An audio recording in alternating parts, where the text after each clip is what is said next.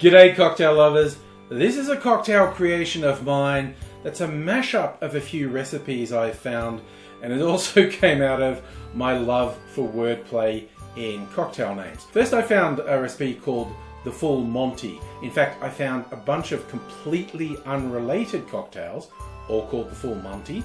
Funny how that happens. The recipes that made the most sense to me had Amaro Montenegro in them. Monty, Montenegro, Full Monty, that seems like a reasonable name for a cocktail to me. And I was talking about it with some friends and I couldn't resist the idea of coming up with a cocktail called a Full Monty Burns. So I'm mashing up the Full Monty recipe I found with the Monty Burns recipe.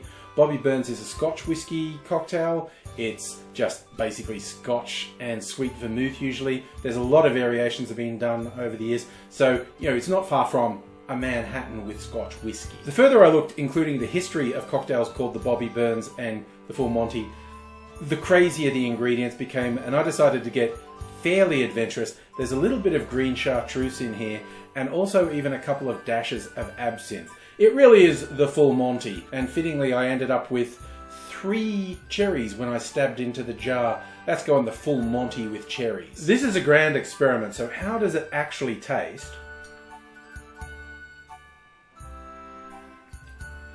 I'm declaring this a winner. Ooh. Even with the small amounts of green chartreuse and absinthe in there, it's bringing in some herbal elements that really give it a quite different sort of life. I'm liking how this turned out. I'll show you how I made it. In a mixing glass, I put in 1.5 ounces or 45 mils of Scotch whiskey, then 3/4 of an ounce, around 22.5 mils of Sweet Vermouth, the same amount, 3/4 of an ounce, 22.5 mils of Amaro Montenegro, and then just 1/4 of an ounce, around 7.5 mils of green chartreuse. Then I'm doing 3 dashes of absinthe and 2 dashes of aromatic bitters. Add ice to the glass, stir that for 20 to 25 seconds to chill and dilute the drink, and I'm straining that into a rocks glass over a big chunk of sexy clear ice and garnishing it with maraschino cherries on a skewer. As I drank this, I thought this is the sort of drink that would probably benefit from a little bit of saline in there to just really bring up some flavors. So I'm going to put 1, 2, 3, just 4 drops of saline solution, and that's just 20% salt and 80% water. So if you were making 100 mils of saline, it would be 20 grams of salt and 80 mils of water. Put it in a saucepan, heat it up a bit so the salt completely dissolves, and it's great for just giving a flavor pop to cocktails. Also, if a cocktail is too bitter for your taste, the first impulse might be to add something sweet, but that doesn't always counteract bitter.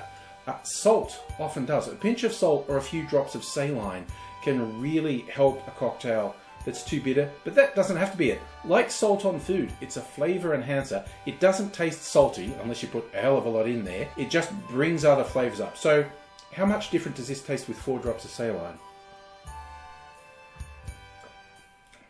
I think my instinct was definitely right with that. Those few drops of saline evened out the flavors a bit, and it's a very interesting boozy and herbal drink. If you want to improvise, this is the sort of thing you might enjoy doing, and if you do, please let me know how it works for you. And I do hope to see you again soon, so come back and see me as I make some more concoctions. In the meantime, I'm going to sit down and enjoy this. Hope you're enjoying yourself wherever you are. Hope to see you again soon. Until I do, I'll say cheers.